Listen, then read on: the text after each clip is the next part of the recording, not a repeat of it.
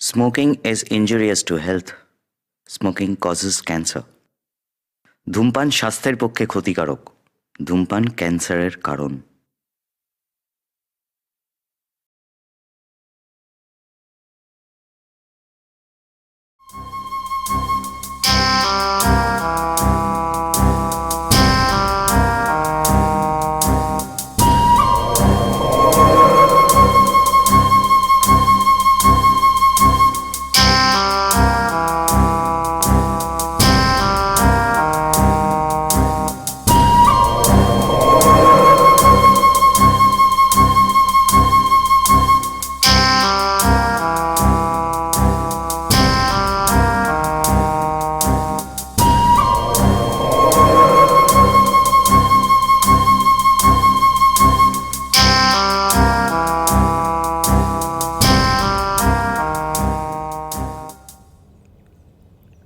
বাবা, কিছু পয়সা দাও তো, পকেটে একটাও পয়সা নেই।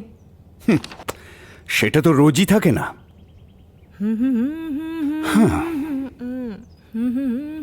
ধর। আর কি হলো আমার স্কুটিটার? এই শোরুমে গিয়ে আমি স্কুটিটা দেখে আসছি। এই রোজ রোজ না আমার এই ভিড় বাসে যেতে কিন্তু ভালো লাগে না। আরে হবে হবে, কটা দিন ধৈর্য ধর না। আর কবে হবে? আরে কি হলো, এত চেঁচাচ্ছিস কেন? তুমি তো আমাকে শুধু চেঁচাতেই দেখো, আর এদিকে যে আমার প্রেস্টিজের ফালুদা হয়ে গেল সেটা তোমার নজরে পড়ে না। তুই শোরুমে গিয়ে গাড়ি পছন্দ করে ফেলেছিস? তো গাড়িটার দাম কত? 61,000 টাকা। 61? 61,000? হ্যাঁ, আর তোমাকে তো একসাথে দিতে হচ্ছে না, অর্ধেকটা আগে দেবে আর মাসে মাসে। আর তাছাড়া তোমার তো সরকারি চাকরি, তুমি যদি রাজি থাকো তাহলে এক্ষুনি কিনে দিতে পারো। শোন মা, আমি সব বুঝলাম, কিন্তু দেখ আমি যে চাকরিটা করি না সেটা হচ্ছে একটা 4th ক্লাস স্টাফের চাকরি। সবকিছু কেটে কুটে আমি হাতে কত পাই সেটা জানিস? আরে বাবার দিকটা তো একটু ভাববি। সে সংসার চালাচ্ছে, তোর শখ আহ্লাদ সব মেটাচ্ছে। হ্যাঁ, তার মানে তোমরা কিনে দেবে না, তাই তো? এই শোন, একটু ধৈর্য ধর। আমাকে যদি লোন করে কিনতে হয় তাহলে সেটা অ্যাপ্লাই করতে হবে, লোন অ্যাপ্লাই করতে হবে, তারপর সেটা পেতে পেতেও প্রায় ধর কিছু না হোক মাসখানেক। আচ্ছা ঠিক আছে, আমি মাসখানেক পরে না হয় কিনে দেব। ভালো লাগে না।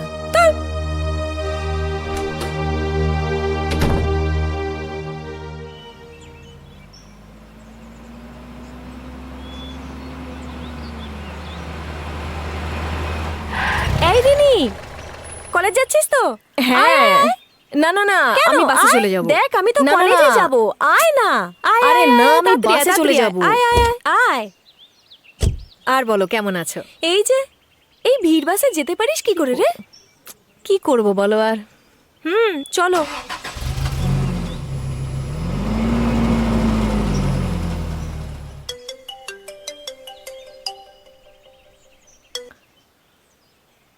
হ্যাঁ বলুন। হ্যাঁ হ্যাঁ, না না, আজ সন্ধে হবে না, আগামী 7 দিনও হবে না। তারপর ডেট করুন একটা। হ্যাঁ, 50% অ্যাডভান্স, বাকিটা মিটিং হওয়ার আগে দিতে হবে। ওকে?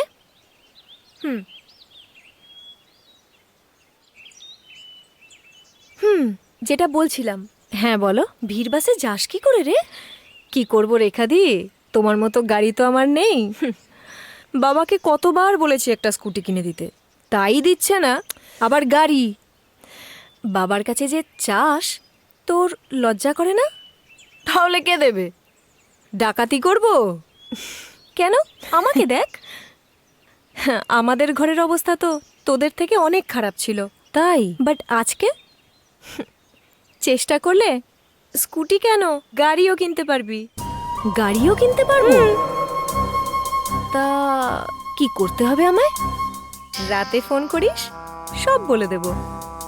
একটু তো হিন্টস দাও। চামড়ার ব্যবসা রে। কি?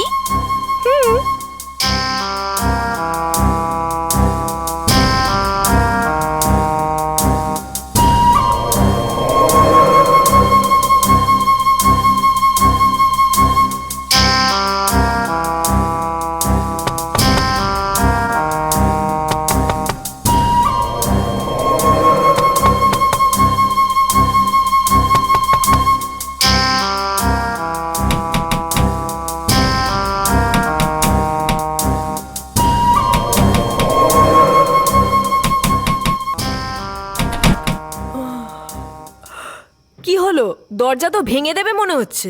দরজা বন্ধ করে ঘুমাচ্ছিস কেন? তুই তো এরকম করিস না। আরে না রে বাবা, ওই জামা চেঞ্জ করার জন্য বন্ধ করেছিলাম, খুলতে ভুলে গেছি।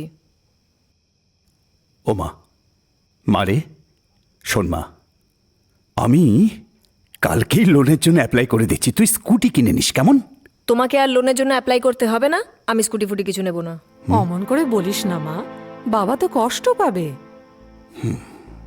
তুই ছাড়া আমাদের কে আছে বল? আমি তোমাদের পয়সায় স্কুটি নেব না, পার্ট টাইম জব করে সেই পয়সায় স্কুটি কিনবো। তুই পার্ট টাইম জব করবি? হ্যাঁ। কিসের চাকরি? জানি না, আমার কলেজের এক বান্ধবীর সাথে কথা হয়েছে, ওই কিছু ব্যবস্থা করে দেবে বলেছে। না, এখন এসব চাকরির কথা মাথা থেকে সরা, আগে গ্র্যাজুয়েশনটা কমপ্লিট কর, তারপর সব ভাবা যাবে। শোন মা, আমি কালকেই তোর স্কুটির জন্য লোনের অ্যাপ্লাই করে দিচ্ছি। বললাম তো তোমাকে লোন নিতে হবে না। মা খেতে দাও তো, খিদে পেয়েছে।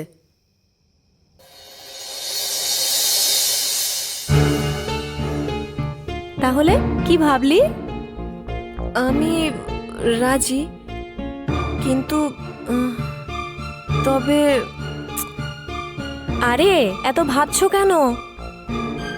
আমরা যেভাবে গোপনে কাজ করি, ডান হাত জানতে পারে না বাঁ হাতের খবর। কি মিস্টার আগরওয়াল? হ্যাঁ,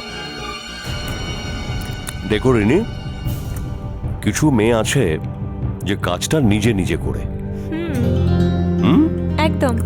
আবার অনেকে আছে কিছু কিছু ছোট ছোট এজেন্টস মারফত কাজটা করে থাকে। কিন্তু খুব বিপদ আছে, খুব ঝুঁকি আছে, ভেরি রিস্কি, কোনো গ্যারান্টি নেই।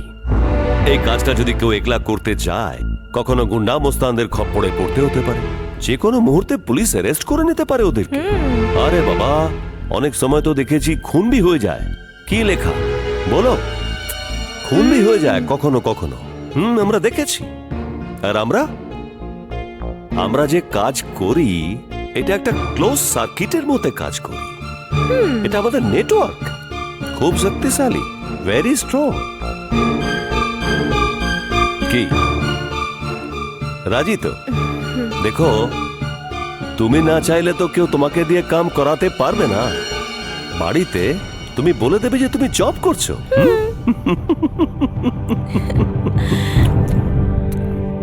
তাহলে চলো আমরা ঘুরে একটু যাই, তোমার লজ্জাটা একটু ভাঙিয়ে দিই।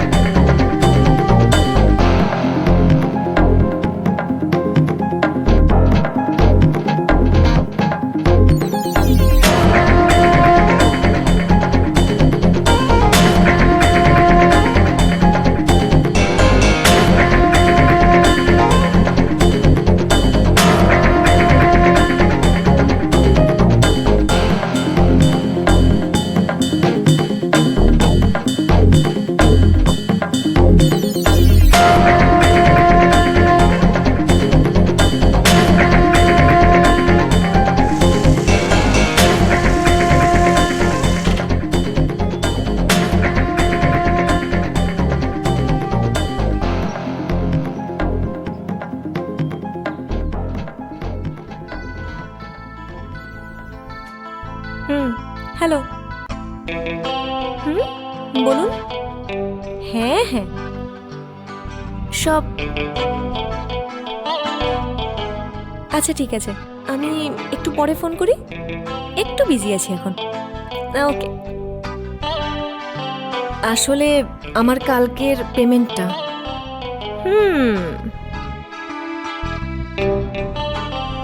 এখানে পেমেন্ট কিন্তু মার যায় না, জানিস তো?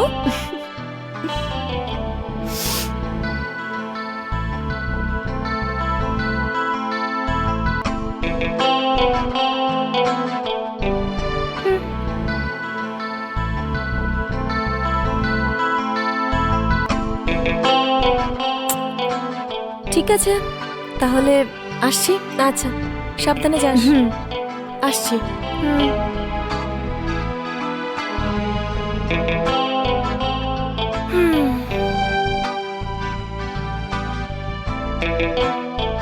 হ্যাঁ, বলুন, যেটা বলছিলেন।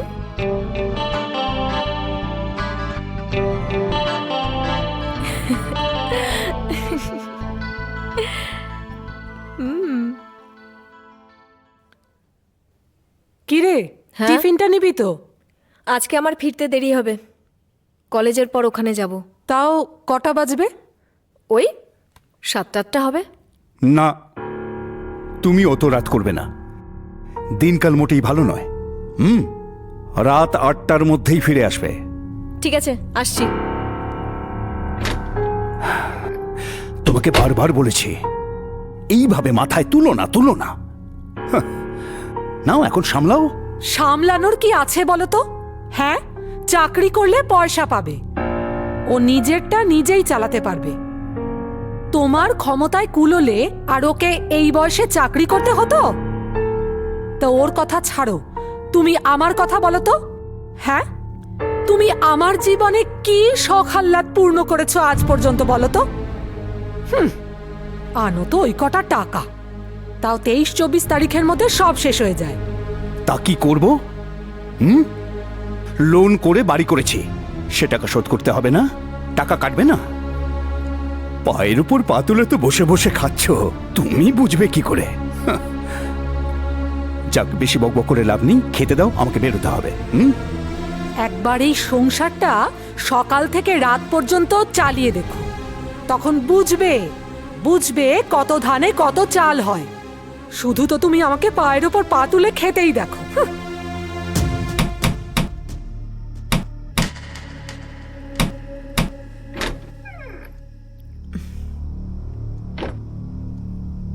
এসো, ভেতরে এসো। দেখি, তুমি মদ খেয়েছ? দিন দিন তোমার চালচলন বদলে যাচ্ছে। ভেতরে এসো। এত নিচে নেমে গেছো তুমি, কাল থেকে তোমার বাড়ির বাইরে যাও বন্ধ। ভেতরে এসো। বেশি বড় বড় কথা বলো না তো, 2 পয়সার মুরদ নেই, বাঘের মতন গর্জন। হ্যাঁ, এই বাড়িটা বানাতে গিয়ে মায়ের সব গয়না তো বন্ধক দিয়েছো। বড় বড় কথা বলছো তো। মা, ও মা, কালকেই আমার থেকে টাকা নিয়ে তোমার সব গয়না ছাড়িয়ে দেবে।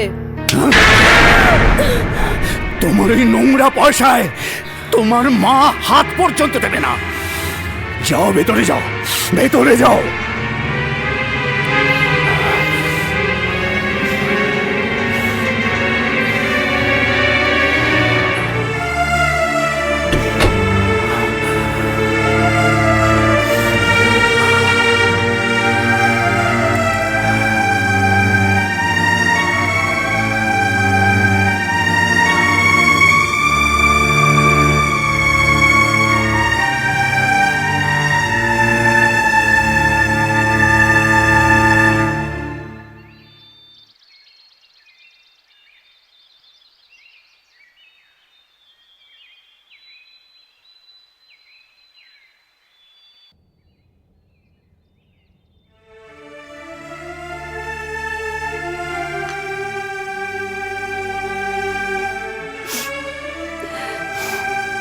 বাবা, ও বাবা, আমাকে ক্ষমা করে দাও, আমি অত্যন্ত অন্যায় করে ফেলেছি। আসলে কালকে অফিসে একটা পার্টি ছিল, আর সেখানেই আমি কথা দিচ্ছি বাবা, আমি আমি আজকেই চাকরিটা ছেড়ে দেব। ওদের চিঠি দিয়ে আসবো। আমি আর কোনোদিন তোমাদের কথার অবাধ্য হব না।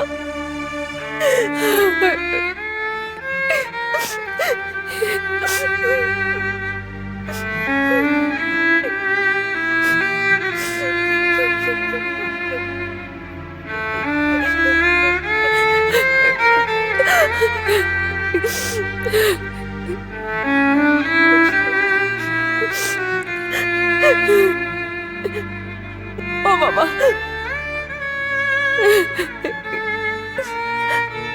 বাবা,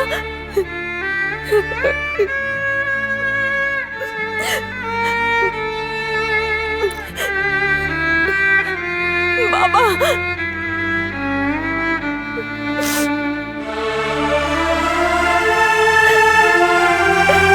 বাবা।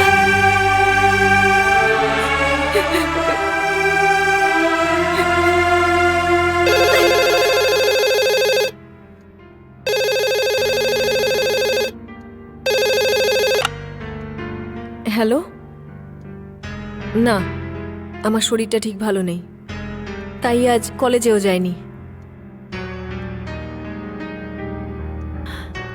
ঠিক আছে, আমি 7টার মধ্যে হোটেল ব্লু স্টারে চলে আসব, কিন্তু মনে থাকে এরপরে আপনি যদি আমাকে ডিস্টার্ব করেন তাহলে কিন্তু আমি সবকিছু থানায় জানাতে বাধ্য হব, মনে রাখবেন।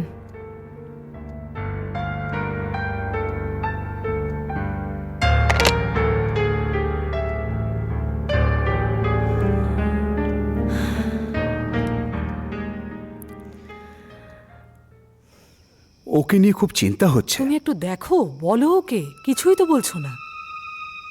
এই কি রে, এত রাতের বেলায় কোথায় চললি? চাকরি ছাড়ার দরখাস্তটা দিয়ে আসছি। তাহলে বাবাকে সঙ্গে নিয়ে যা। না মা, আমি যাব আর আসবো। সাবধানে যাবি। কি যে করছে আমি কিচ্ছু বুঝতে পারছি না। তোমার জন্যই এটা হয়েছে। তুমি কিছু বলছো না, লাই দিয়ে দিয়ে মাথায় তুলছো। আশ্চর্য, নইলে এত রাত্রিবেলা কেউ যায়? হ্যাঁ, কিচ্ছু বলো না তুমি, মাথায় উঠে আছে। আশ্চর্য ব্যাপার, মেয়ে এত রাত্রে বাইরে যাচ্ছে।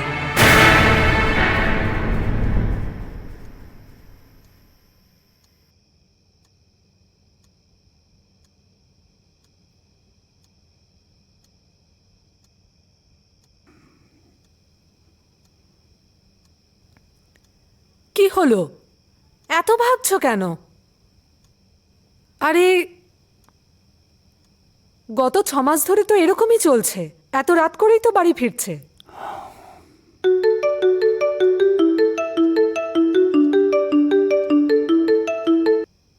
হ্যালো, হ্যাঁ হ্যাঁ বলছি। থানা থেকে? হ্যাঁ হ্যাঁ, আমারই মেয়ে। কি?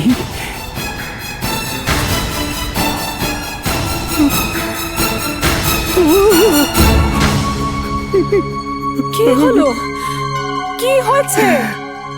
আরে কাঁদছো কেন, বলো। দারোগাবাবু ফোন করেছিলেন, উনি বললেন যে আমাদের রিনির স্কুটিটা নাকি একটা ট্রাকের সাথে। আমাদের রিনি আর নেই শর্মা।